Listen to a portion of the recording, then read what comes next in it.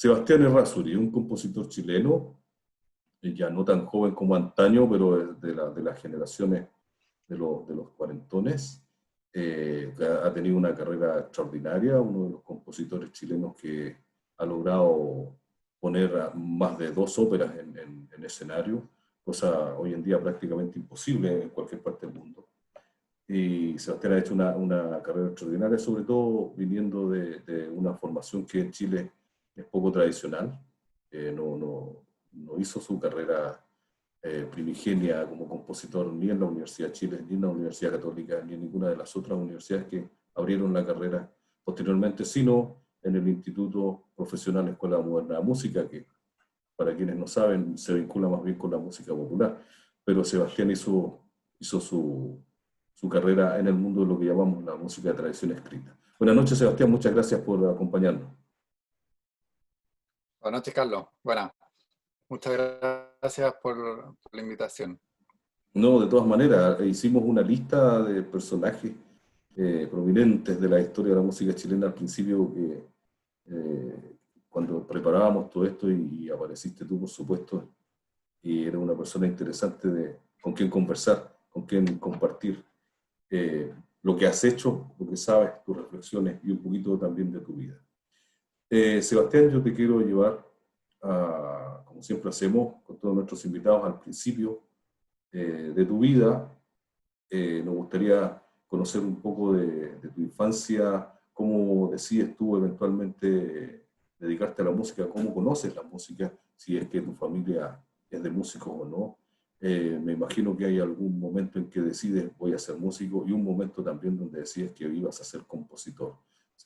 Si nos puedes comentar aquello hasta el momento en que ingresas a estudiar composición. Vale. Bueno, yo, ¿sabes qué? Fíjate que hace no tantos años, o sea, ya como adulto, ya trabajando como compositor, en algún minuto como que me pasó algo que me hizo entender como cuán chico yo estaba pendiente de la música. Y que fue lo siguiente.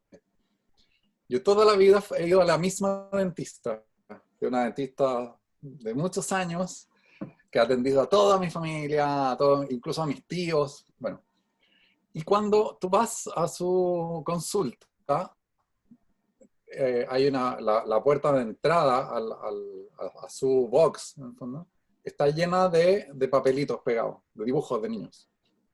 Bueno, y una vez hace no tanto tiempo, yo ya adulto compositor, llego y la asistente de esta dentista me dice, mira Sebastián lo que encontramos. El otro día hicimos un orden porque ya esta puerta estaba pesada de la cantidad de capas de papeles que tenía, de estos papelitos que eran como unos post-it que le entregaban a cada niño, le pasaban unos lápices en la sala de espera para que hicieran un dibujo a la tía dentista. Bueno, y encontraron uno mío de 6 años, Sebastián, 6 años, y el dibujo era un niño con audífonos y notas musicales alrededor. Y al ver esto, fue como que yo me quedé para adentro, porque como que siempre sentí que yo partí en la música muy viejo. Porque claro, mi formación más, en el fondo, cuando partí tomando clases fue hacia enseñanza media, fue como en séptimo básico yo empecé a tocar guitarra en bandas, a cantar en el coro del colegio, como a tomar todas las instancias musicales que tenía a mano, en el fondo. Y recién hace primero medio fue que yo logré convencer a mi padre de por favor, necesito tomar clases de guitarra, tomar clases de armonía. Y ahí como que mi papá fue como, ya, ok, ya, armonía, eso me parece como algo, se siente como algo más serio. Y me matriculé en Pro Jazz. Y ahí empecé a estudiar como rigurosamente. Pero antes fue como mucho más intuitivo siempre, no fue una cosa, como muy organizada. Y claro, y cuando me decido dedicar a la música saliendo del colegio, un poco me encontré con esta como encrucijada de que para entrar a un conservatorio, por ejemplo, yo me sentía bicho raro, o sea, y viejo, no tenía la experiencia que uno ve como de estos niños chicos que están tocando violín a los 6 7 años, o que están estudiando piano, o que se pasean, porque se pasearon por varios instrumentos. Yo no tenía esa experiencia. Entonces, fue de ahí que entrar al conservatorio me pareció como una cosa súper, no sé, tirar las mechas. No, como que no, ni siquiera fue. De las pocas averiguaciones que hice, me quedó como clarísimo que no era el lugar. Y, y el lugar que existía en ese minuto eran dos en realidad, que era como que se estaba recién profesionalizando el mundo de la música popular en Chile, y existía la carrera de composición y arreglo de música popular en la Escuela Moderna, que es una carrera que fundó Guillermo Rifo, y la SCD también tenía una escuela de música popular, donde estaban como músicos con muy buena trayectoria que hacían clases. Y bueno, y esas fueron como las dos alternativas y elegí la Moderna. Cuando empezaron las clases, no, de hecho, cuando me tenía que matricular y había que elegir entre intérprete o composición, yo dije, bueno, intérprete en guitarra, obvio, pero como que la malla y el fondo el enfoque que tenía la escuela no me interesó. Yo venía estudiando con súper buenos músicos, venía estudiando ese tiempo con el Emilio García, con el Toño Restucci, entonces ya tenía bastante claro hacia dónde yo quería ir con mi guitarra. Y, y claro, y la escuela moderna tenía una cosa como súper hacia el jazz rock, una cosa muy de esta pirotecnia, así, virtuosismo, sweep picking y qué sé yo. Y no me interesó para nada. Entonces dije, ya, me voy a matricular en composición, porque me parece que debe ser algo mucho más abierto, como con una cultura general un poco más amplia. Y me matriculé, y hasta que fui a la primera clase de composición, y me dijeron, ya, la tarea de esta semana es, hay que hacer, no sé, un bolero, ponte. Y yo llegué a mi casa y escribí un bolero. Soy súper obediente, ¿cachai? Y ahí me picó el bichito, recién fue como, wow, oye, esto realmente sí me interesa, y ahí poco a poco empiezo como a dejar el instrumento, de hecho, fue como un proceso bien paulatino, de empezar a tener como cada vez menos interés en tocar un instrumento, y poco a poco fui como soltándolo.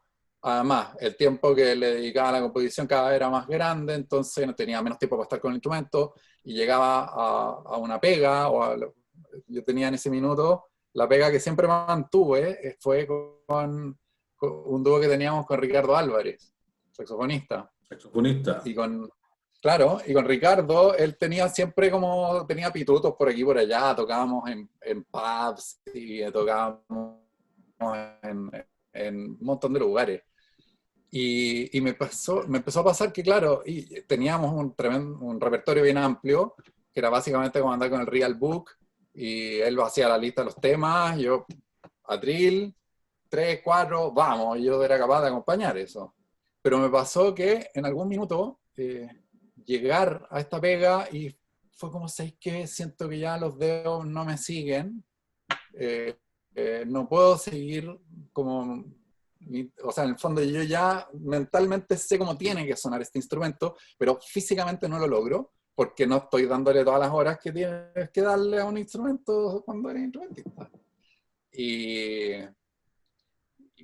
claro, y me di cuenta que yo tenía la guitarra guardada y la sacaba para ir a la pega con este gallo.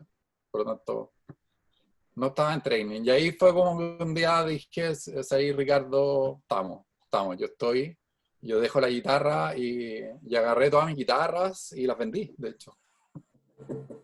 Fue como súper radical y estuve durante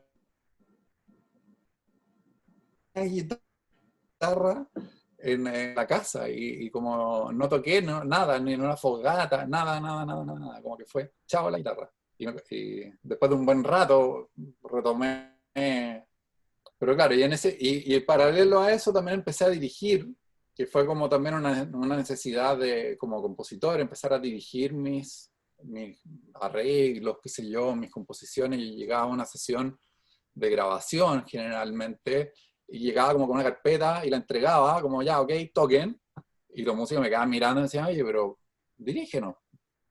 pero ¿cómo? Si no soy director. No, pero el único que sabe cómo tiene que sonar esta cuestión eres tú. Así que dale. Y yo, ya, qué sé yo, y hacía cualquier payasada. Y ahí me fui dando cuenta que eso también me interesaba mucho. Me resultaba también. Y a medida que empecé como a estudiar dirección, me fui dando cuenta que yo era capaz de dirigir algo a pesar de mi movimiento. Tenía un movimiento muy tosco, pero claro, buenas ideas, claridad, y sabía ensayar, entonces organizaba muy bien el ensayo y finalmente llegábamos a un buen resultado. Pero el camino y mi gestualidad para llegar a ese resultado era casi como en contra. Y ahí fue como que poco a poco también empecé a tomar cursos de dirección por aquí y por allá y se fue como también dando esta, sin querer y sin tener como esta visión y obsesión que tienen los directores de orquesta, que es como, no, yo quiero ser director de orquesta, y van por ese carril súper firme y haciendo todo un montón de estaciones obligatorias de repertorio, qué sé yo. Yo nada, no hice no hice ese camino, fue como hacerlo al andar, por la necesidad de estar montando cosas y haciendo música. Oye, eh, ¿hubo algún conflicto familiar cuando tú decides, le dices a tus padres, mire, yo quiero ser esto, o fue tan natural como lo cuentas, digamos, que decides ser músico? Pues entiendo que tus No, padres no son del mundo de la música. mira, primera reacción de mi madre. Cuando yo le digo, pues yo entré a estudiar, mira, antes de salir del colegio, cuando estaba como en la decisión que para mí era, por supuesto, que era una posibilidad muy cierta estudiar música, todavía no lo tenía totalmente zanjado, pero sí estaba dentro de las prioridades. Y un día mi papá me lo planteó así, mira Sebastián, olvídate de estudios profesionales de música. Yo no te los voy a financiar. Porque mira, para ser músico tienes que ser un genio. Y si tú fueras un genio ya te hubieran descubierto. Listo. Entonces, con eso yo me Hasta fui. luego. Ya, y después, bueno, estudié un año de sociología, y fue una carrera que, ya en la Universidad de Chile, como una carrera humanista, más tradicional, y mi papá súper conforme con eso, yo también contento con la carrera y todo. Y sí, al segundo año ahí la crisis vocacional fue como total, y decidí, ya, yo, pase lo que pase, yo me voy a dedicar a la música. Entonces, primero se lo comuniqué a mis hermanos dijeron como, ya, te apañamos, mis dos hermanos mayores. Después se lo comunico a mi mamá, y mi mamá, su reacción fue, pero, como al borde del llanto, diciéndome, encuentro lamentable que una persona inteligente y tan capaz como tú se dedique a la música.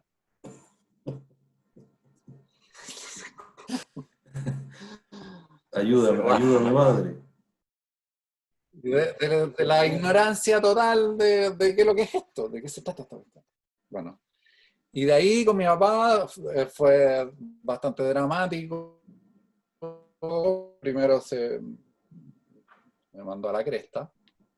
Y bueno, yo sí le planteé que ojalá me apoyara, porque si no me apoyaban y yo tenía que irme de la casa, era una decisión que yo ya había tomado y que me iba de la casa. Claro, y si me iba de la casa a esa edad, seguramente iba a estar tocando ahí en tuburios para poder parar la olla y pagarme la pieza que me alcance, y seguramente no me iba a alcanzar para pagar una carrera. Entonces te pido el apoyo para poder tener una buena formación. Bueno, y lo planteé así, me mandaron a la cresta porque fue como, estos son hechos consumados y bla, la típica. Y de ahí, bueno, yo empecé a ir a clases en la escuela moderna. Congelé en la sociología, fui y congelé la carrera, así como que fui, hola, ¿qué es lo que hago para deshacerme de esto? Ya, no, firme aquí, ya, firmé, chao, listo. Y después me fui a la escuela moderna, que era el lugar en el cual yo el año anterior había hecho la prueba de admisión y había quedado y todo. Estaba me acuerdo, llegué, esperé un recreo, y en el recreo, como cambio de hora, abordé a Guillermo Rifo, que no lo conocía, o sea, alguien me soplaron, un amigo, como no, ese señor es el director. Fui, hola, mire, yo di la prueba el año pasado, quedé, y ahora sí quiero entrar.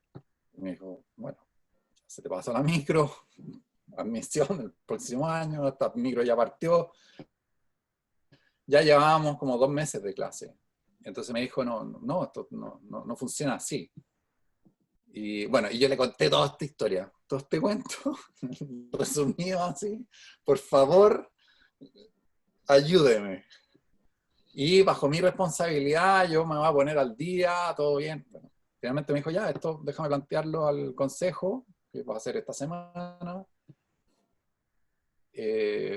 Así que dale, ya, empieza a venir a clase para que no te atrases más y te aviso en un par de días. Bueno, fui a clase, me metí a la primera clase, me acuerdo, entro en esta casona en Pío Décimo, donde está la escuela moderna, y estuviste por ahí. Entro y estaban analizando una canción de Fito Páez, que yo así rayaba en ese minuto Fito Páez. Fue como, este es el lugar donde quiero estar, ¿no? Por fin. Y así que, bueno, empecé a venir a clase, fascinado, poniéndome al día, que ya la cosa había partido a toda máquina. Entonces, estudiando todo el día en mi casa, poniéndome al día, y mi viejo sin dirigirme la mirada siquiera. Y, y como a la semana, porque a la semana de estas clases, un día Rifo me dice, ya, ok, el consejo académico dijo, dale, puedes entrar, pero bajo tu responsabilidad, el tema de que entraste atrasado, y esta semana tienes que pasar por la oficina tanto a pagar. A pagar. A pagar. Hay que ponerse. Y llegué, yo no sabía cómo diablo iba a pagar esa cuestión.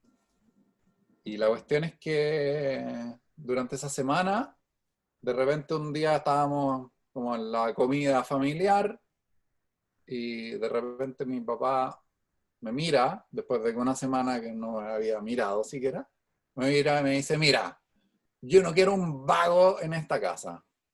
Así que, ya, mañana vamos y yo firmo los cheques que hay que firmar, y estoy totalmente en desacuerdo, creo que es una tontera lo que estás haciendo, todo el rosario. Y yo dije, ya, ok, estamos. Y así fue, pues. Así fue, y finalmente, y bueno, y todos los meses, mi papá, me acuerdo, durante toda la carrera casi, todos los meses era como, Sebastián, ¿estás seguro de lo que estás estudiando? ¿Estás seguro? Porque mira, en realidad me ha tocado últimamente conocer a unos ingenieros comerciales de jóvenes, salen de la universidad y tienen trabajo inmediatamente, gente muy clever, y es muy próspera. Yo, papá, no me interesa. Estoy súper bien donde estoy. Así que bueno, así fue. Y aquí estás ahora, dando entrevistas como compositor. Oye, te tocó un momento bonito en todo caso, Claro. porque en esa época también, cuando se crea la carrera, en la Escuela Moderna de Música, aparece de repente una orquesta que creó Luis José Recart en esos mismos años, que daba posibilidad justamente a los estudiantes de composición de mostrar su música, qué sé yo, que finalmente esta orquesta después se transforma en lo que es hoy en día la Orquesta Marga Marga. Pero te tocó un momento bonito ahí. Y yo quiero compartir una obra, me dirás tú de qué año es la Bitácora de un sueño, que logro percibir yo al menos las sonoridades cercanas a Guillermo Rifo, que era el profesor de composición ahí, y que de quienes han pasado por su mano. Cuéntame un ratito más. A ver, Bitácora, un sueño. Déjame, por aquí está lo que dice. acordarme del año. 2011. Ya. Pues fue Ah, mira. un encargo de la FOGI para la celebración de su aniversario número 10. Ya, Y vamos a claro, escuchar. Perdón, dime. bueno, y me lo encargaron a propósito de que yo había ganado el concurso de composición Jorge Beñajén. El Y primer entonces para los concurso que 10 hiciste. años, claro, el concurso número 1. Sí. Y para los 10 años, entonces como que me cayó este encargo que era como parte de las celebraciones del aniversario. Y esta obra yo tomé varios, de hecho todos los subtítulos son frases de Antonio Abreu. Lo tomé, me metí mucho a estudiar todo el movimiento de orquestas juveniles, tanto en Chile lo tenía bastante claro, le había seguido la pista, pero en Venezuela no tanto. Entonces empecé a hacer esas conexiones entre Peña-Gen y Abreu. Ya. Y todo este movimiento musical y social que se genera. Entonces, bueno, todos los movimientos tienen un subtítulo, cada uno de los movimientos, que es una frase de Abreu. Escuchemos el final de la obra Bitácora de un sueño de Sebastián Errázuriz, interpretada por la Orquesta Sinfónica Nacional Juvenil, dirigida por José Luis Domínguez, con quien se produce más adelante, imagino que desde ahí, quizás desde antes, y nos contará un rato más, una relación virtuosa con el director de orquesta.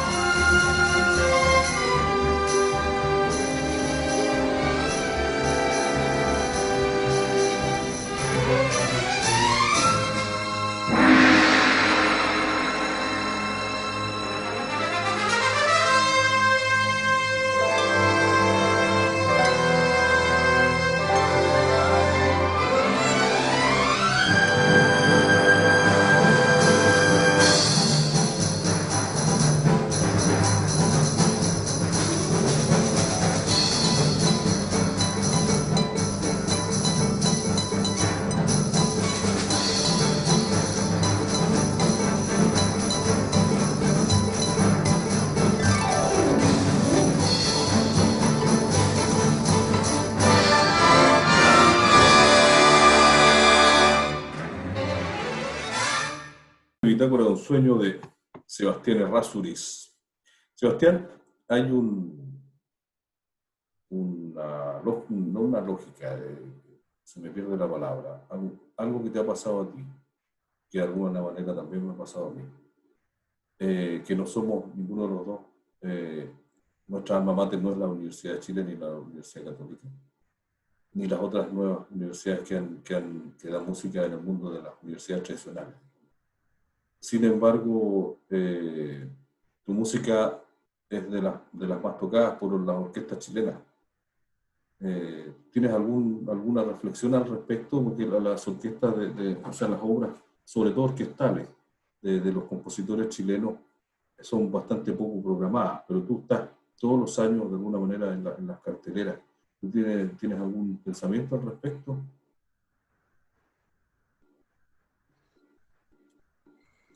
No, varios.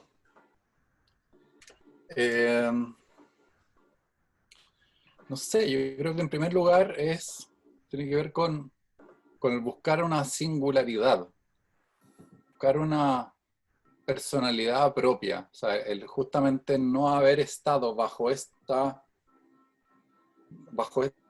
peso institucional, creo que ha permitido, como te pasa a ti también, el desarrollo de una voz interior no tan dominada por como lo que tengo que decir, lo que mi profesor me tiene que aprobar en el fondo. No sé si hay algo. Creo que hay muchas escuelas que tienen un poco eso. Tienden a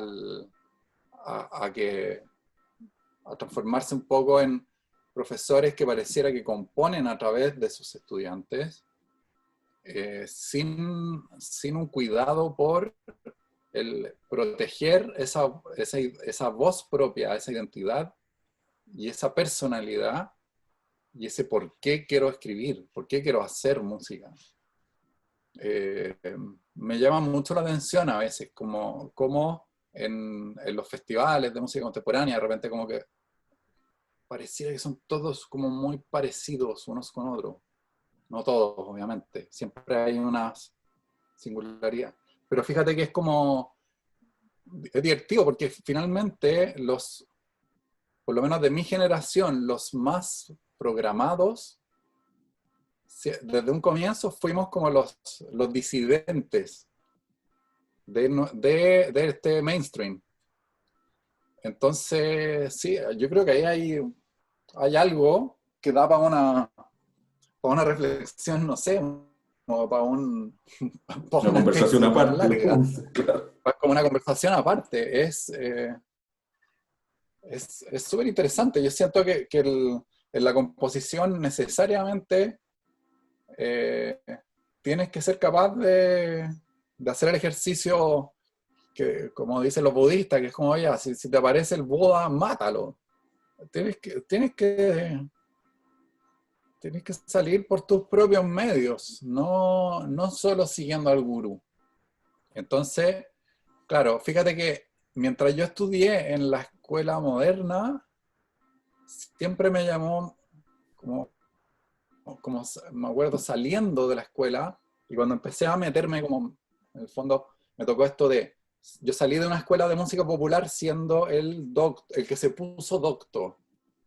Mi examen en la escuela moderna fue el examen de título. Fue un examen que, claro, me fue muy bien en la nota, pero el comentario de parte de la comisión fue como, oye, este es un examen como de otra escuela.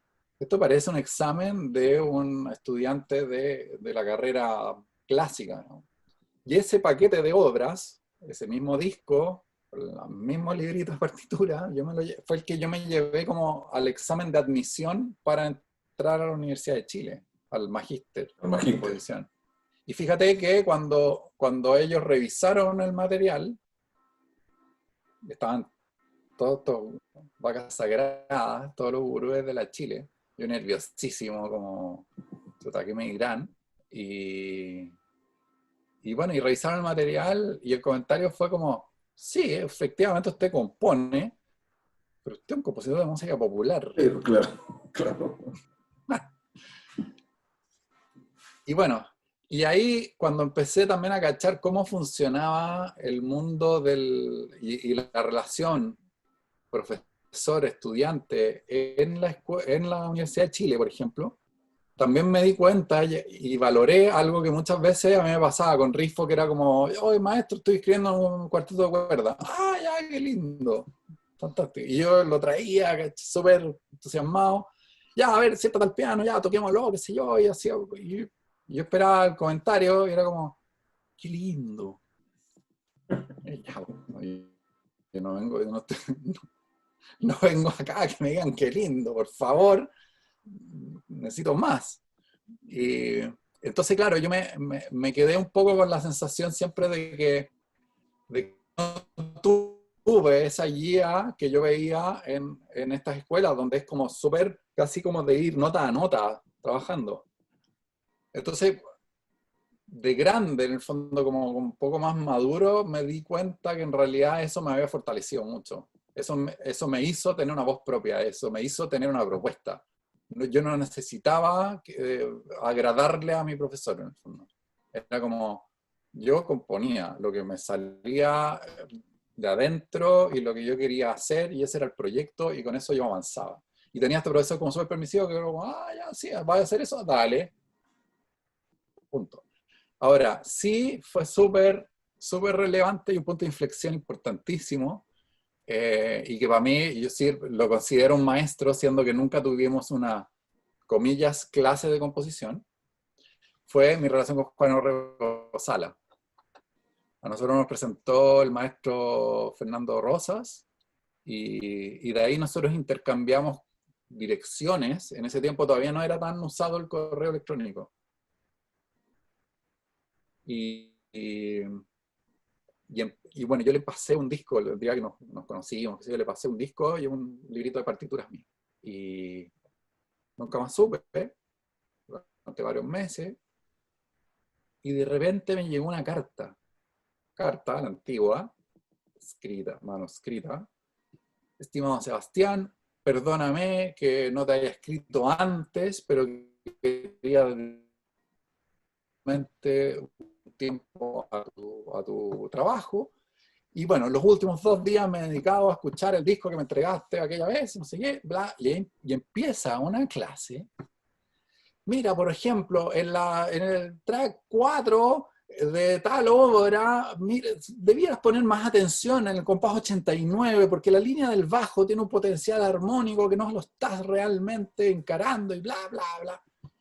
Yo me quedé ahí como, wow, por fin alguien que se mete en la Matrix de la obra y me da información, y me da pistas, señales. Entonces, bueno, y ahí, a partir de eso, fue que de ahí en adelante establecimos una relación donde yo terminaba una obra y se la mandaba. Me mandaba. Y ahí se transformó también a correo electrónico, entonces empezó a ser mucho más fluido. Más rápido, Yo claro. terminaba, pum, le mandaba. Y siempre tenía feedback de él, era maravilloso. O sea, realmente me dedicaba tiempo, se notaba que se instalaba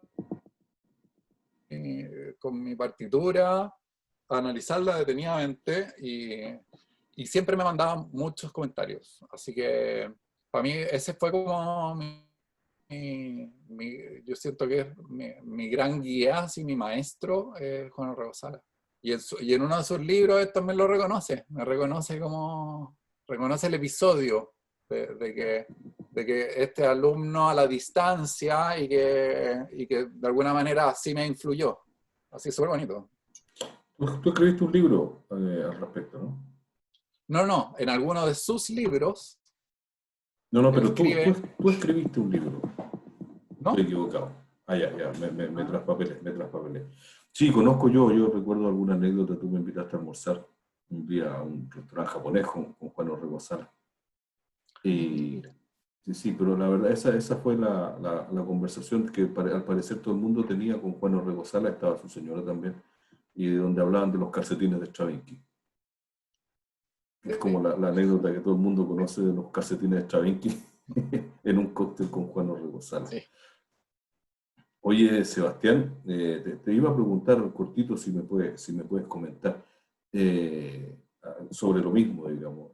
¿Tú crees que el poco temor, si es que lo tienes, no creo, a la tonalidad, al mundo de la música tonal, que tú también utilizas como parte de todas las herramientas para tu composición, es algo que favorece esta suerte de amistad, especialmente con las orquestas?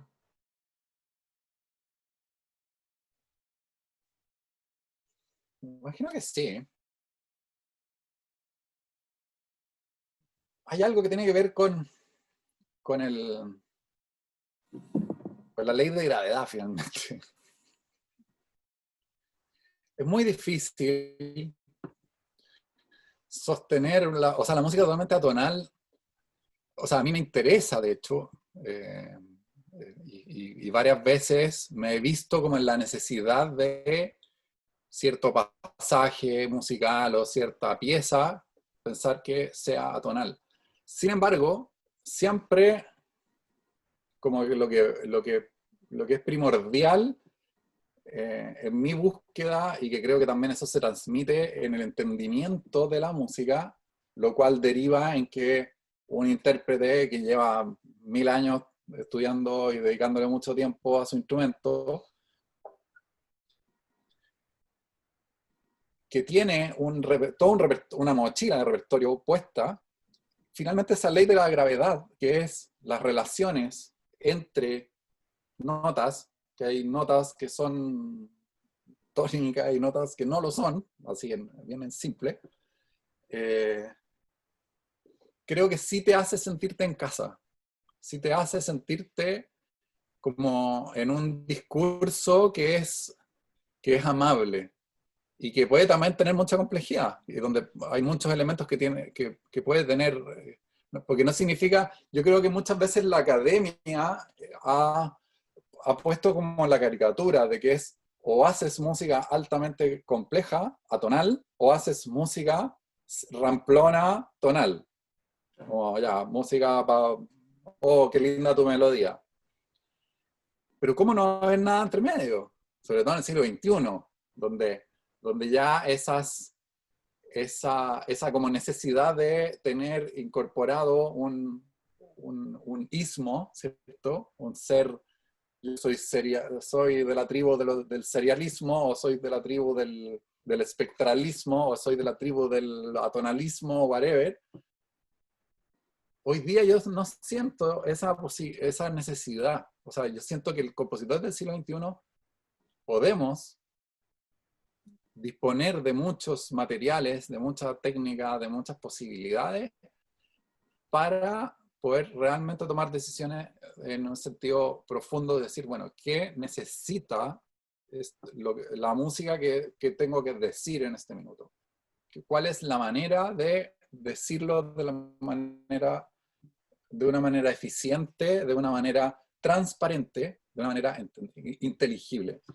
Entonces ahí, claro, a mí me interesa mucho esta como idea y esta concepción, que muchas veces es como partir de un objeto sonoro, que puede ser un acorde muy complejo a veces, un acorde que no es tonal, en el estricto rigor, pero sí de ahí siempre voy haciendo como estas derivaciones de, bueno, cuál sería la escala que viene que forma ese acorde. Entonces, de esa manera, por lo menos yo me he ido como construyendo una forma de componer que tiene que ver con, con inventarse como un lenguaje, un sistema armónico, unas reglas del juego para cada obra. Y eso en general es siempre como súper desafío para mí. Es como, ya, esta obra se trata de tales elementos, así como si estáis escribiendo música tonal de tal estilo, hay tales cosas que deben ser como más o menos importantes. Yo me lo propongo en general, pero siempre con algo mucho más expandido o con colores propios en el fondo. No es como que digo, voy a ocupar el sistema de fulano de tal, sino que me meto y es como parte del desafío el entender de qué manera, y con estos poquitos elementos que voy a poner en juego, se desarrolla y se reelabora un material. Un discurso. Oye, Sebastián, te voy a cambiar de tema radicalmente. Hasta 1972, sistemas económicos de por medio y publicidades de por medio, y a pesar de aquello, se hacía de manera no cotidiana, pero era bastante común escuchar ópera chilena, ópera de compositores chilenos, me refiero, en el único teatro que había hasta esos años donde se hacía ópera. No el único, había en Concepción también, pero el escenario hasta la época más importante de Chile, que era el Teatro Municipal. Luego del golpe militar, no hubo nunca más, hasta un experimento por los años, a fines de los 90, si no me equivoco, puede ser principios de los 2000, donde se reinterpreta a Joaquín Murieta de Sergio Ortega. Que en estricto rigor, bueno, no vale la pena hacer el análisis ahora, pero en estricto rigor no es una ópera. Lucho Adri decía que era más bien un musical. Pero el año 2008, si no me equivoco, sucede un momento importante para ti como compositor y también para la música chilena, que es que la ópera de compositor chileno vuelve al Teatro Municipal, con la ópera Viento Blanco. Y antes de que tú nos puedas comentar algo al respecto, quisiera compartir un pedacito de la ópera Viento Blanco, que para quienes no saben está basada en la tragedia de Antuco, donde un grupo de soldados mueren congelados en la cordillera por una mala decisión de un oficial militar.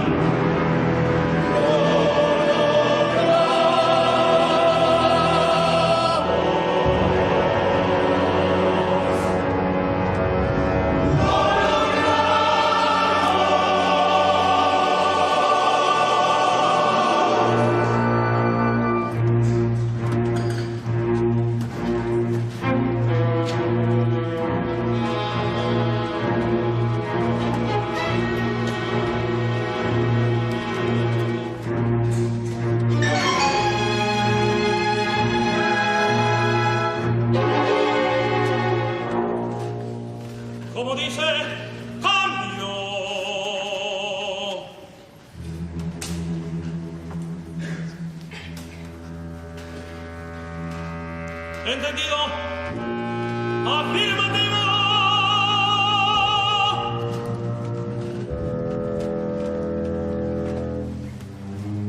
Está fijada a las 4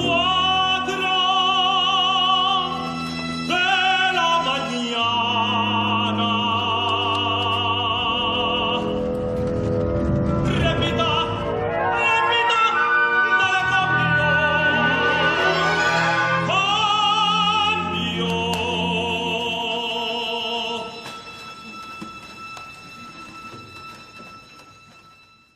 Una pequeña escena de la ópera Viento Blanco de Sebastián Errázuriz. Sebastián, ¿nos puedes tú comentar, no de qué se trata la ópera, bueno, también si quieres, pero un poco qué pasa en ese minuto? ¿Cómo llegas tú a componer la ópera completa y cómo se sucede aquello de llegar al teatro municipal? Bueno, fue una verdadera epopeya y larga el desafío. Esto parte, fíjate, con una conversa con el José Domínguez. José Luis La Domínguez, relación director de virtuosa de la que orquesta. yo hablaba al Ahí principio, ahora viene. ahora viene. Fíjate que en una conversa con José después del estreno de La Caravana, me dice, un poco en chacota, pero me dice, ¿sabes, Seba? Si queréis ser un compositor en serio, déjate de componer estas obritas de 8 minutos. Compone una ópera. Ahí se ven los... ¿Sabéis? Eres capaz de sostener una historia durante más de una hora. Y bueno, yo me quedé como... sí, me interesa, sin duda. Claro, nunca me lo había... Como que no me lo había planteado. Estaba tan lejos eso. Como... Si bien, sí, la ópera, desde el primer día que yo fui a una ópera, fue como tener el convencimiento de que esto aquí me interesa todo lo que está pasando. O sea, como realmente las artes integradas ahí ocurren. Y esto del equipo grande, también a mí me tocó trabajar en producción musical de cine. Entonces ahí también fue como ir entendiendo lo que sucede con estos mega equipos, donde hay encargados por área y el trabajo ya deja de ser como este trabajo del compositor del cual hemos hablado hasta ahora, que es como compositor súper solitario, donde ya a lo más es como la relación con una orquesta o con alguien que te encargó la obra y es una mini conversación y con eso uno se encierra y después entregáis y en el momento del montaje ya se produce un intercambio y una relación, pero el proceso creativo propiamente tal suele ser sumamente encerrado, digamos, y sin darle explicaciones a nadie y tomando decisiones solo. Entonces, bueno, José en este café me plantea esto y me dice, mira, esto no es para hacerlo de un día para otro, tómatelo con calma, pero dale, yo creo que hay que pensar en esto. Y ahí, bueno, me dejó con el bichito, dando vueltas. Y bueno, yo en ese minuto pues, ya tenía como una relación bien estrecha en el mundo del teatro, siempre me interesó el teatro, siempre vi mucho teatro, y tuve como la convicción de que si voy a hacer una ópera, me interesaba hacer una ópera con un tema chileno, con un tema local, con dramaturgos locales, que hay muchos y muy buenos, y no irme como a la literatura universal a ver si logro hacer no sé, la adaptación de un clásico. Entonces tuve por lo menos un año de estar como con esta idea, quiero hacer una ópera, y saliendo al teatro, así obsesivamente, viendo un par de horas de teatro a la semana a veces, buscando ese tema, buscando como esta obra que al momento de verla me viniera este chispazo de decir, esto yo lo quiero transformar en una ópera.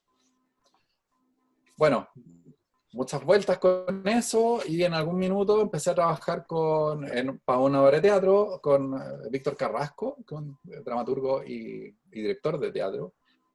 Y en algún minuto yo le dije, mira, ando buscando temas de ópera. Ando buscando y estoy en esa búsqueda. Y ahí él me dice, ¿sabes qué? Yo hace un rato que estoy súper entusiasmado estudiando el tema de la tragedia de Antuco, que había ocurrido recién hace un año. Y bastó que me lo dijera y te juro que vi la obra en el escenario. Empezó a sonar hay que Eso trabajar así la como... cabeza. la marcha, sobre todo, la marcha. Entonces fue ahí como ya empezar a trabajar en esa idea. De ahí me acuerdo, me fui de vacaciones, en una noche de estas vacaciones, con un desvelo, empecé yo a escribir. acto sucede tal cosa, primer cuadro sucede esto, las relaciones son estas, y armé un primer como escaleta de la obra. Y con eso, bueno, después la idea en algún minuto fue trabajar con este libretista, con este dramaturgo, no resultó, y finalmente yo me lancé a invitar a otros libretistas a desarrollar esta idea que yo tenía en mente. Y bueno, y el hecho de que se haya programado fue como en paralelo a todo este proceso creativo, que también fue como postular a Fondar, y me gané un Fondar de estos fondares pequeñitos de creación, que fue como para pagarle al libretista. Y ahí en paralelo fue la conversa con el teatro. Con el teatro, claro, a través de José Luis, que en ese minuto era director residente, empezamos una conversa con Max Valdés, que le interesó mucho el proyecto.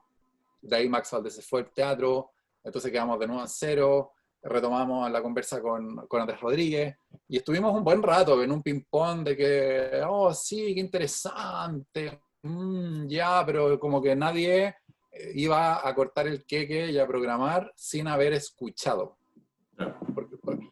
Y ahí yo caché que estábamos muy desprestigiados los compositores en Chile, o sea, como que nadie nos pasa la orquesta y el elenco para que ya haga algo. Estaban un poquito curados de espantos con eso. Entonces finalmente lo que organicé fue, les propuse ya, yo me voy a lanzar a escribir, y cuando tenga algo que mostrar, hacemos una audición. Invité a puros colegas del coro, como, mira, estoy buscando elenco, yo no te aseguro el rol, pero sí, obviamente, te aprendes esta parte y hacemos esta como audición, que hay como con ventaja cuando venga el momento de armar el elenco. Y bueno, y eso lo organizamos entonces el primer cuadro completo y algunos pasajes del segundo cuadro. Fue como todo el primer acto, yo lo tenía listo, reducción de piano, y nos juntamos y hicimos esta muestra, sin puesta en escena, sino que solamente cómo suena esta música. A la italiana. Plana mayor del teatro, a la italiana. Plana mayor del teatro, y terminó la audición. Sebastián, vamos, este proyecto va. Fue como, wow, chuta, esto va en serio. Hay que terminar de escribir. Hay que terminar de escribir. Y ahí, claro, vino la típica fecha de programación, y como, diablos, ¿en qué me he metido? Y ahí trabajar.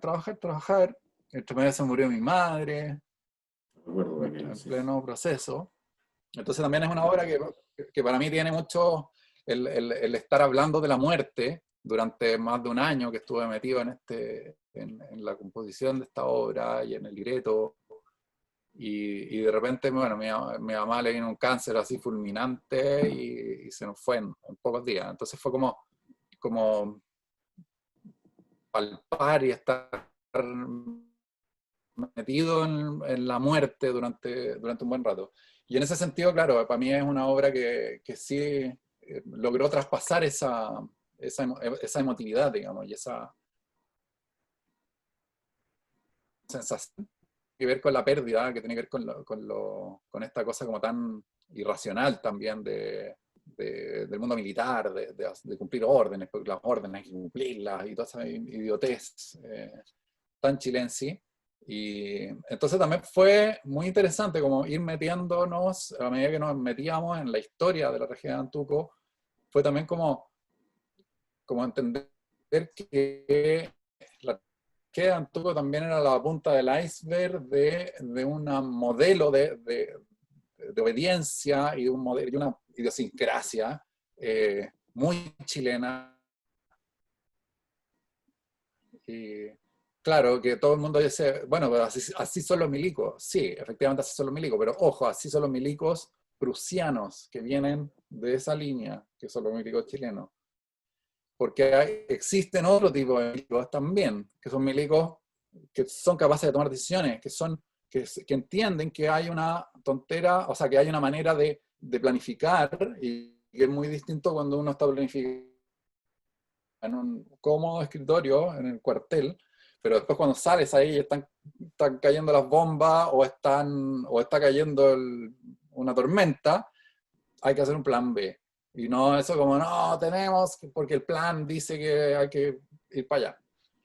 Y eso finalmente es lo que pasó en la tragedia de Antuco, pero es también lo que pasa en Chile a diario. Cuando vamos a hacer un trámite, hay un personaje que en la ventanilla te atiende de que no, las reglas son así y esto hay que hacerlo así. En vez de pensar, ya, lo que usted realmente necesita es esto y yo soy un servidor público que tenga que ponerse al servicio de que esto se resuelva, y no al contrario. Así que eso, como que para mí y fue un proyecto alucinante y por suerte yo lo llegué como a dimensionar en su totalidad cuando ya estaba ocurriendo. Me acuerdo un día, ensayos, teníamos 2 coros, eran como 300 personas en el elenco. Entre orquesta, coro, solistas, técnicos, etc. Y en el momento que estábamos ahí ya como a puertas del estreno, me tocó eso como de dimensionar, o sea, esta cuestión es muy grande.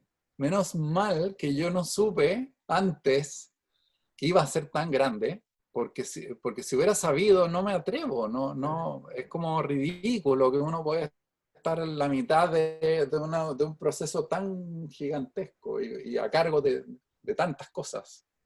Así que, y bueno, y se produjo también otra cosa súper interesante, que fue que ya el teatro decide apostar a este proyecto, decide ponerlo en escena, fuera de la temporada, o sea, como no fue una apuesta jugada, pero no así full de decir, vamos a la ONU, vamos a la temporada de ópera. Y bueno, y unos pocos días antes del estreno, de un ensayo, ponte que pregeneral, nos citan, de nuevo, esta plana mayor del teatro, nos cita a una reunión. Nos sentamos en estas mesas de reuniones del teatro y nos dicen como, mira, estamos muy contentos, estamos fascinados con este proyecto, creemos que esto va muy bien, pero por favor necesitamos que ustedes tengan una expectativa clara y aterrizada de lo que aquí va a ocurrir. El teatro municipal es muy difícil llenarlo con cualquier obra. Ahora, con una obra que es estreno y chileno, o sea, si nosotros llegamos a tener la mitad del teatro, lo vamos a considerar un mega triunfo. Entonces, por favor, no se hagan más expectativas que eso. Dijo, ya, ok. Bueno, entradas agotadas.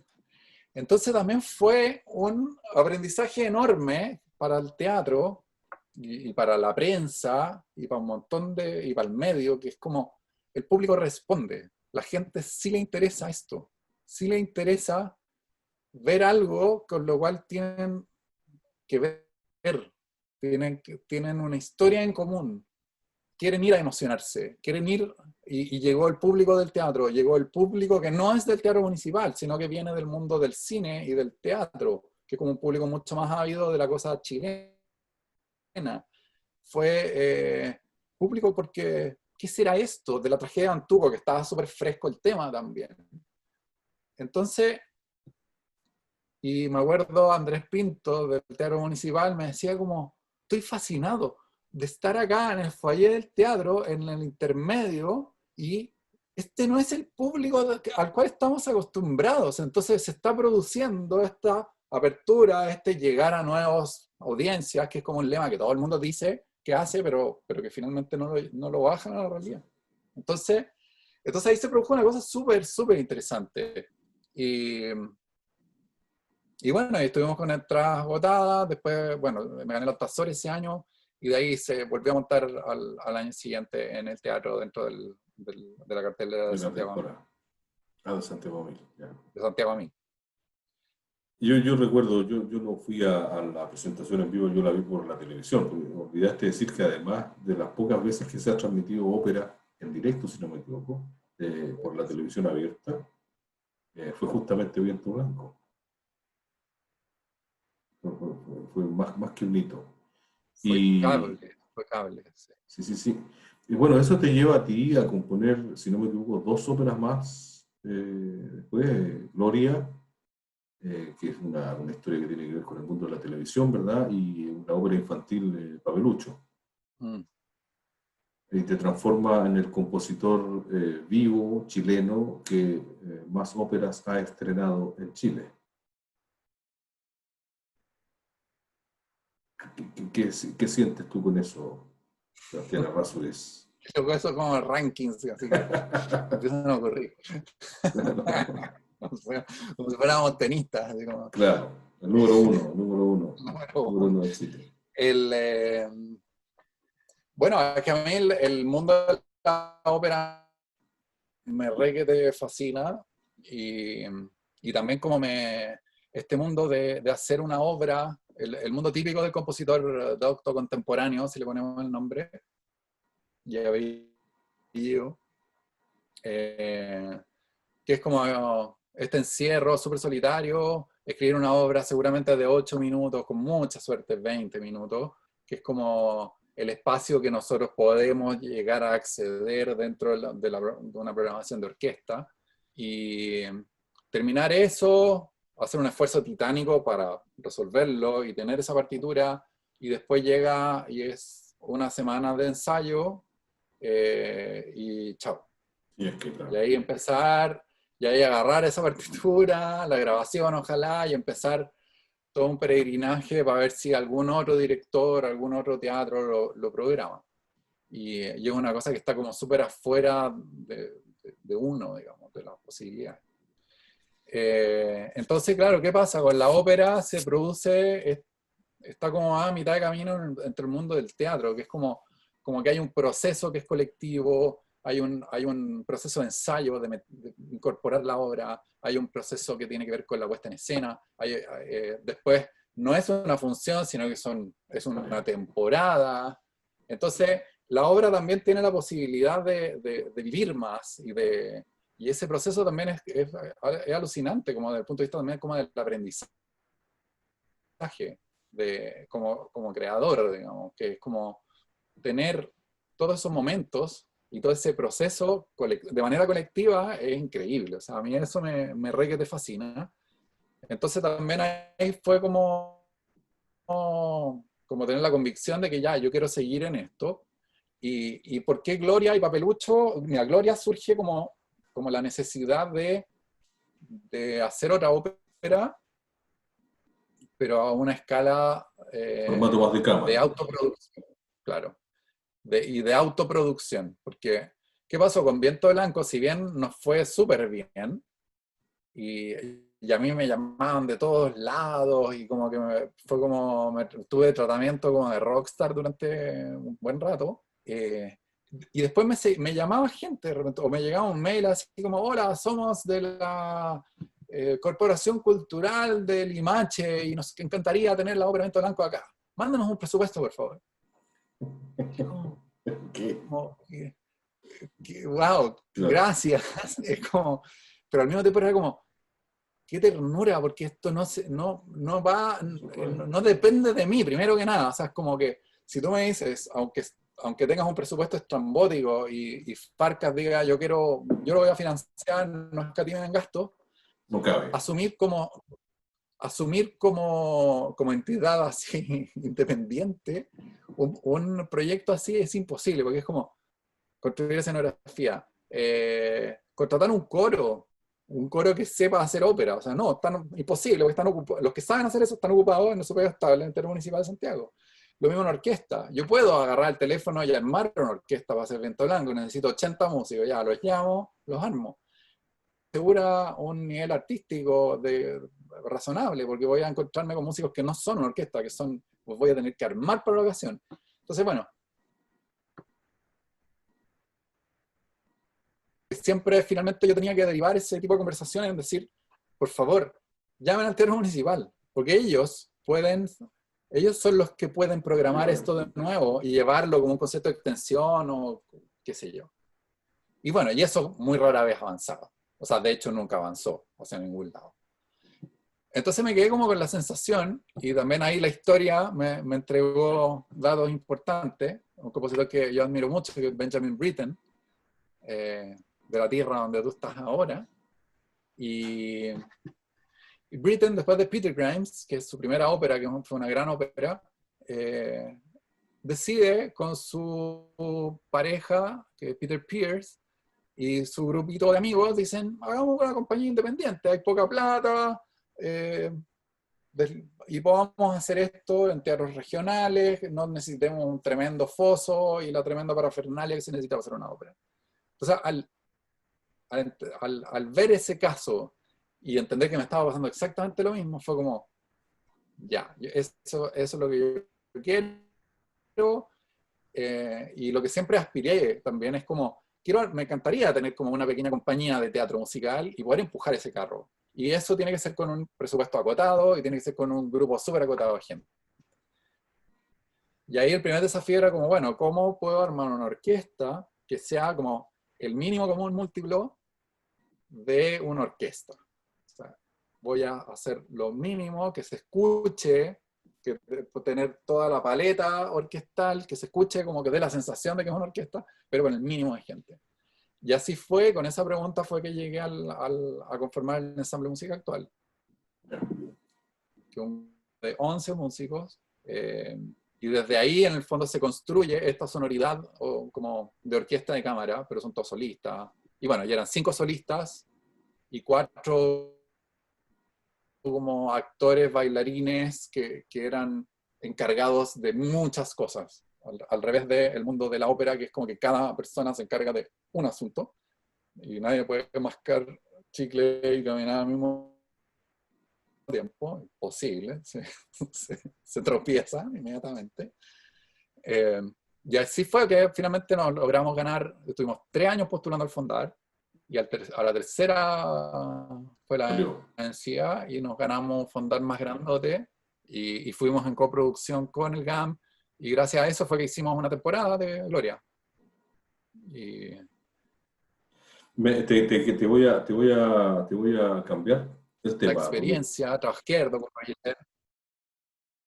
Perdón que te interrumpí, es que tú estás hablando bien, No, venimos de Viento Blanco, una tremenda producción, como tú describiste, y te vas achicando y llegas a la Ópera Gloria, y resulta que de repente aparece la cantata de los oficios. ¿Qué te pasó ahí? Hay una explosión. Escuchemos un pedacito primero para ver bueno. cómo se viene achicando Sebastián Errázuriz, y de repente aparece esto que en realidad de chico tiene bien poco.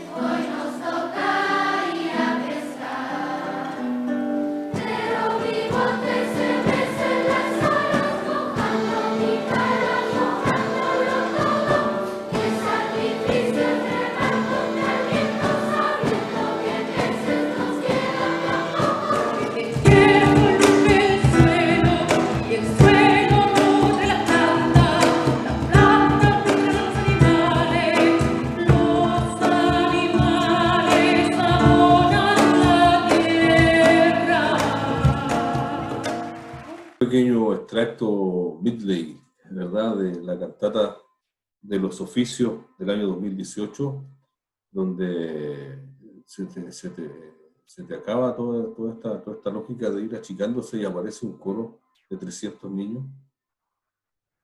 Cuéntanos un poco de este proyecto, Sebastián. Esto fue, bueno, llegando a vivir a Frutillar, salió este encargo por parte del Teatro del Lago para su programa Puedes Cantar, que es un programa que consiste en que se recluta a coros de colegios, coros de escuelas de toda la región, y durante todo el año esos profesores que dirigen cada uno de estos coros son capacitados por el cuerpo docente del Teatro del Lago. Y bueno, y van preparando repertorio y van preparando cosas para al final del año que se produzca el gran día donde todos estos coros se encuentran. Y bueno, y lo que venían haciendo hasta el año anterior era el típico como festival de coro, que el festival de coro, coro número 1, suben 30 niños, cantan 2 canciones, se bajan. Coro número 2, lo mismo. Y eso, imagínate, por 25 coros, se transforma en una maratón súper difícil de sostener, en el fondo como espectáculo. Y donde también cada coro hace lo suyo y se va para la casa. Claro, escuchan a otros coros, pero no hay un intercambio real. Entonces surge ahí, también como punto de referencia, el director del área coral del Teatro Lago, que es Quim Piqué, que es un catalán, y que venía con el punto de referencia de el proyecto Cantania, que sucede en Cataluña hace mucho tiempo. Lo conozco muy bien ese proyecto y de hecho lo intentamos hacer con Víctor Alarcón, y es una deuda que yo tengo con Víctor Alarcón. De hecho, tengo aprobado un proyecto de donaciones culturales para Castania, pero después de la pandemia está ahí esperando donativos. Lo tengo pensado para hacerlo en Antofagasta. Pero exactamente, te iba a comentar sobre lo mismo, porque el proyecto Castania es extraordinario. Es básicamente la misma idea, de que en vez de que uno por uno todos los coros se junten y hagan una sola obra en términos de dificultad, es bastante sencillo para los niños, con un grupo reducido de músicos, sí. Y fue, bueno, y acá se aplica completamente una frase que a mí me fascinó y que me dio tanta tranquilidad cuando se la escuché a Sergio Ortega, otro de los grandes puntos de referencia chilenos, que decía: yo soy un compositor de utilidad pública. En ese tono que tenía, muy ceremonial. Y yo también me siento así. Siento que tenemos la responsabilidad de hacer música con los que somos y con los que tenemos a mano. Y si tengo una orquesta que no tiene violas, tengo que ser capaz de hacer algo con una orquesta sin violas. Como también tengo que ser capaz de, así como a veces sin ninguna limitación en términos técnicos, iban a estar los de la filarmónica, o también he tenido la suerte que me han tocado orquestas afuera de súper nivel, donde todo es increíblemente fluido y transparente, pero también tenemos que ser capaces de hacer algo interesante, tanto para el que escucha como para el que toca, con nuestras comunidades. Y ahora creo que también el coronavirus nos debiera llevar muy fuertemente a eso también, que lo rescato también de una conversa que lideró Rodolfo Fischer hace algunos meses, cuando empezó todo esto. Hizo una de estas conversas de Zoom con Pedro Pablo Prudencio, estaba Max Valdés. Sí, lo escuché, sí. Helmut Reichel. Y bueno, y una de las cosas que me llamó mucho la atención que dijo Max fue como, bueno, tenemos que bajar estas expectativas que siempre hemos tenido, como de la carrera internacional y de qué sé yo, y ahora tenemos que hacernos la pregunta de qué les puedo servir a mi comunidad, y de qué puedo hacer y qué repertorio puedo hacer con la orquesta que tengo acá en mi barrio. Y esa para mí es una pregunta súper clave. Entonces, el encargo del Teatro del Lago fue, estos son los coros, no sabemos mucho los niveles, sabemos que son coros muy básicos, algunos tienen un poco más de experiencia, entonces pensemos que van a ser coros a 2 voces.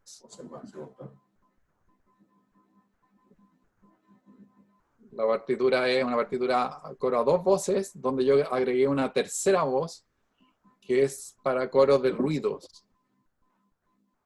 Porque y ahí se produjo una cosa muy bonita, que el día que presentamos el proyecto en el teatro y se citó a todos los directores de los diferentes coros, y más los directores de los colegios, qué sé yo, Kim y yo contamos de que iba el proyecto del año y que íbamos a estar, yo les iba a estar entregando estas canciones periódicamente para que las fueran aprendiendo para el gran encuentro a final de año.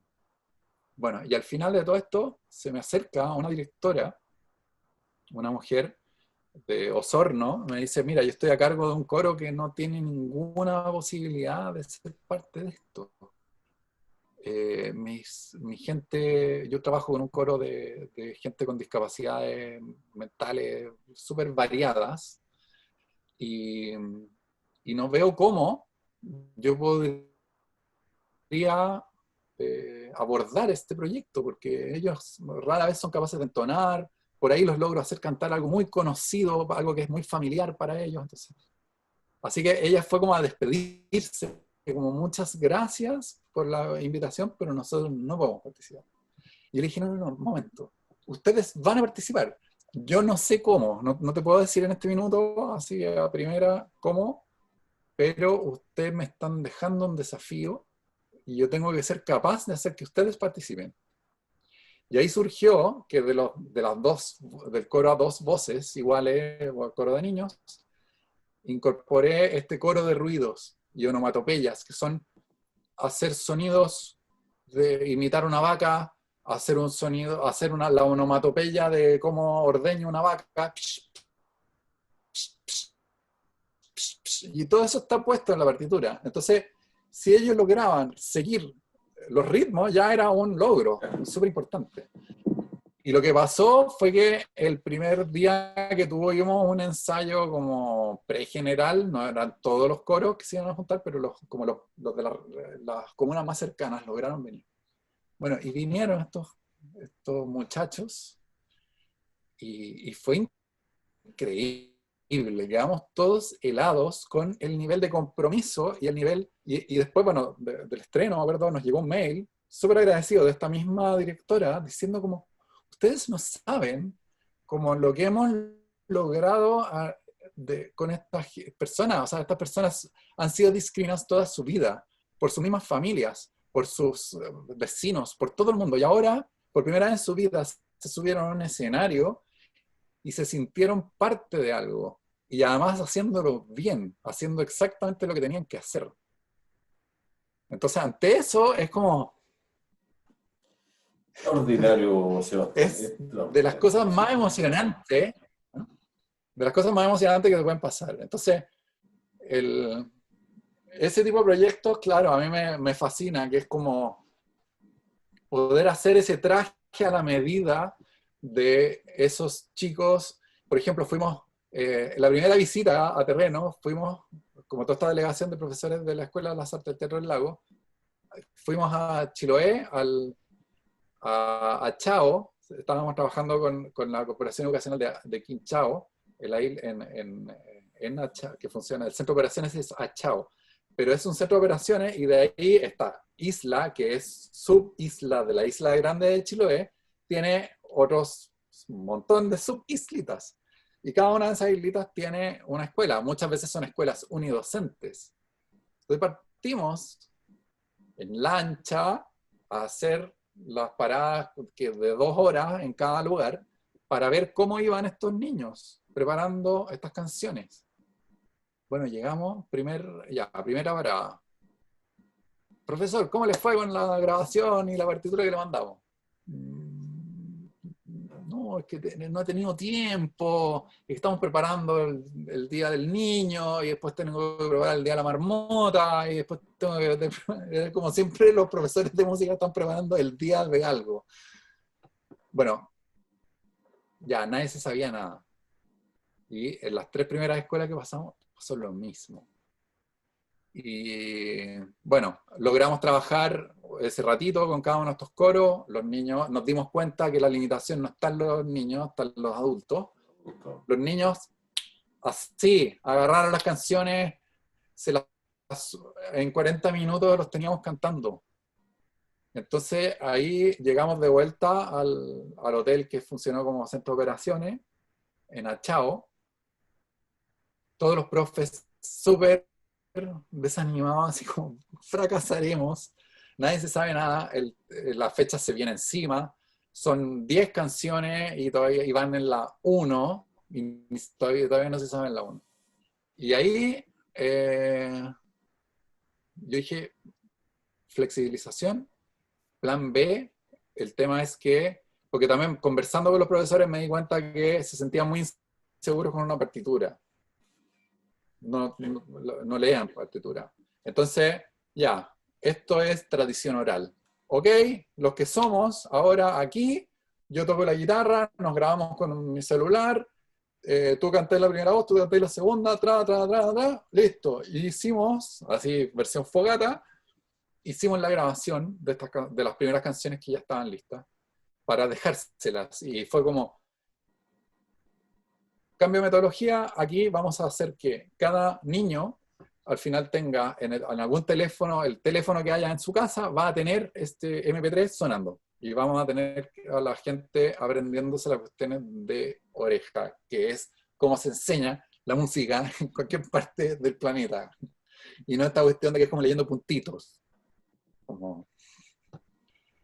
Bueno, y así fuimos avanzando a la vez siguiente que fuimos a Chiloé, ya los chicos tenían la cosa más incorporada y sacamos el proyecto adelante y fue maravilloso como ver que lo significativa que fue la experiencia para cada una de las personas que participó.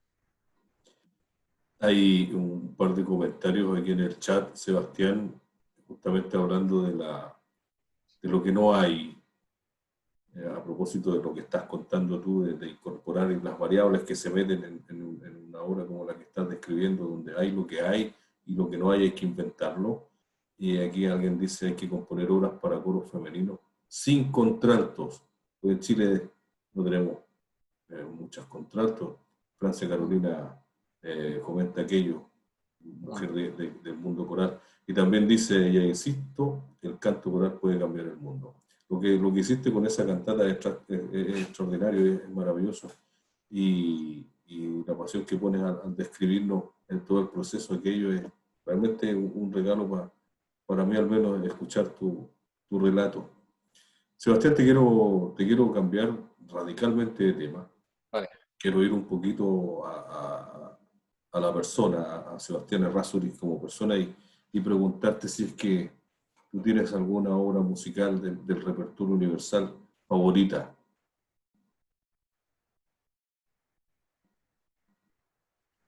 Mis obras favoritas de repertorio universal. Una.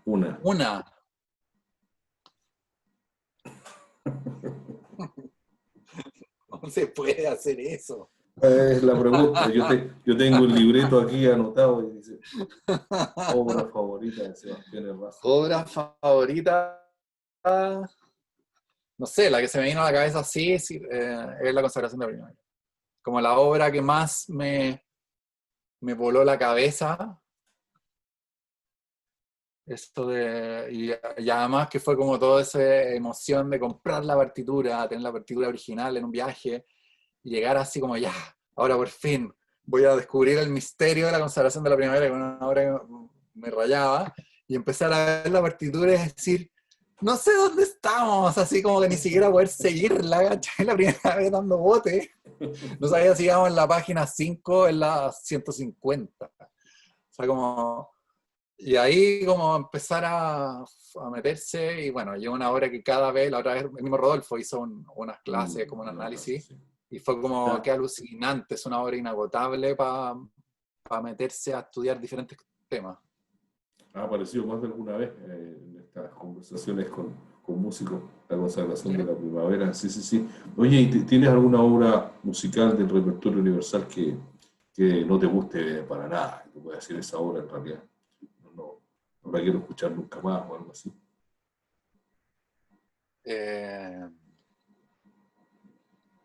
Ahora que se me vino así a la cabeza fue el de Marteau de Boulez. El Como martillo. que son esas, claro, son como esas obras que ya lograr entender racionalmente su aporte y qué sé yo, pero después de toda esa expectativa y bla, bla, bla, y escucharla y es como, como, ok. Hay que No, darle yo un creo dueño, que hay que darle un dueño al martillo. ahí la lista sería súper grande. Hay que, no sé, sí, hay muchas obras que, claro, como que quedan en ese plano de lo interesante y de que por alguna razón fue como importante y marcadora, pero que en el momento como de sentarse a escuchar es como, no sé.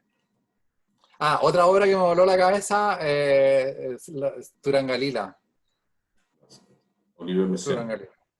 Ayer tuvimos una entrevista muy bonita con Pachi Santibáñez y había una secuencia lógica entre Messiaen, Cirilo Vila, la viuda de Messiaen, que fue profesora de la Pachi también, y otros próceres para adelante. Fue bonito recordar con ella. Oye, Sebastián, tú tienes una obra tuya que te tengas especial cariño. Obra mía con especial cariño, Viento Blanco. Y una obra tuya que no quieras que se toque nunca más, que quieras que se borre de los catálogos. O sea, no me da para tanto para que se borre, pero sí que me da un ataque de pudor infinito cuando me la siguen pidiendo, de repente se toca, que son mis 3 movimientos, Eso es que es para como mi opus cero, orquesta de que cuerdas, porque ¿no? esta cuerda, Sí, sí. que ahí empezó toda la relación con Ricard, partió con esa obra. Entonces una obra, claro, que tiene como mucha... Fue la que abrió el espacio justamente en esta orquesta que se estaba armando en la Escuela Moderna, para que se empezaran a tocar obras de compositores y como generar esta sinergia. Pero claro, yo la escucho y es como, oh my God, o sea, Pecado de como... juventud, pecado de juventud. Aunque tiene sus momentitos lindos, pero la otra vez la Sí, tocaron, el año pasado, me hicieron una invitación súper bonita a la Fanjulan Bard en Majada de Bajada Pirque. de Pirque. Invitaron al cuarteto Caroní a hacer como un concierto con puras cuartetos míos. Entonces ahí como que tenía que ponerlo, si no el concierto iba a ser muy corto. Y bueno, y lo tocaron y la verdad sí me dio un poquito de ataque, así de pudor y sí. Está bien, los pecados de juventud se perdonan. Oye, Sebastián, tú nos comentaste al principio que habías estudiado un año de sociología y que en realidad no tenía mucho que ver contigo, sino la música, pero si tú tuvieras la posibilidad de estudiar otra cosa de manera paralela o más adelante, ¿qué te gustaría abordar? ¿Alguna otra profesión? Actuación. Sí, directamente. Sebastián Errázuriz, Sí, el actor. mundo del cine, mundo del teatro, me interesa mucho. Sebastián Errázuriz, compositor chileno, compositor de ópera, de cantata maravillosa que escuchamos de los oficios para coro de niños, un proyecto muy bonito que alguna vez espero yo se expanda en Chile la idea de aunar a muchos chiquillos juntos. Tuve la oportunidad, te comentaba, de escuchar justamente en Barcelona 500 niños cantando juntos. Es una experiencia realmente maravillosa. Quiero despedir la parte oficial de la entrevista compartiendo un trocito de la obra Anatomía de un desastre. Como tú comentabas un rato atrás, te habías marcado la frase de Sergio Ortega. Geografía, perdón, geografía. Te había marcado esto de ser un compositor al servicio de, y justamente tú eres un compositor que se ha dedicado bastante a componer respecto de la contingencia, en todos los términos, y esta obra, si no me equivoco, es una obra que relata el tsunami, ¿no? Sí. Escuchemos un trocito, el final de la obra Geografía de un desastre.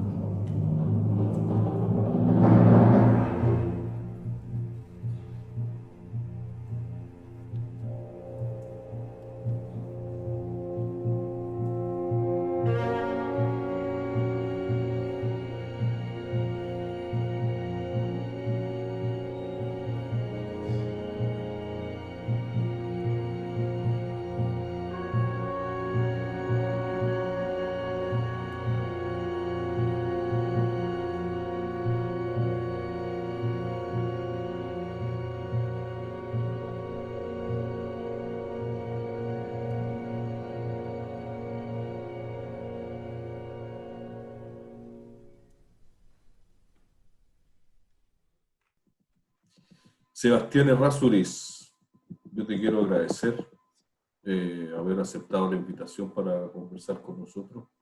Ha sido extraordinario escuchar los relatos, las anécdotas alrededor de todos los periplos que has vivido alrededor de tu música, de las producciones que has hecho, de las obras que has presentado, de las óperas y todo aquello.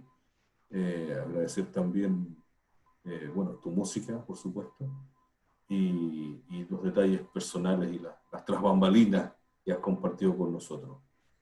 Muchas gracias, ha sido un regalo para mí, como siempre, compartir contigo una vez más, ahora conociéndote un poquito más, a pesar de que ya nos conocemos hace tantos años, pero nunca es tarde para saber un poquito más. Yo te agradezco. Yo súper agradecido, que bueno, el generar estos espacios, creo que es sumamente necesario y gratificante, y bueno, y sentir que también después en este encierro hay alguien allá, del otro lado, y con los mismos intereses y que estamos como de alguna manera queriendo conocernos más. Gran aporte lo que estás haciendo, así que muchas gracias. Le están poniendo el cascabel al gato Sinfonía Austral con estos proyectos, así que muy agradecido. Muchas gracias, Sebastián, una vez más, a quienes nos acompañan en esta reunión Zoom. Muchas gracias por acompañarnos nuevamente y los invito a seguir participando en nuestra actividad. La información está en www.sinfoniaaustral.com. Muchas gracias nuevamente, buenas noches y Chao. hasta la próxima. Adiós. Chao, gusto.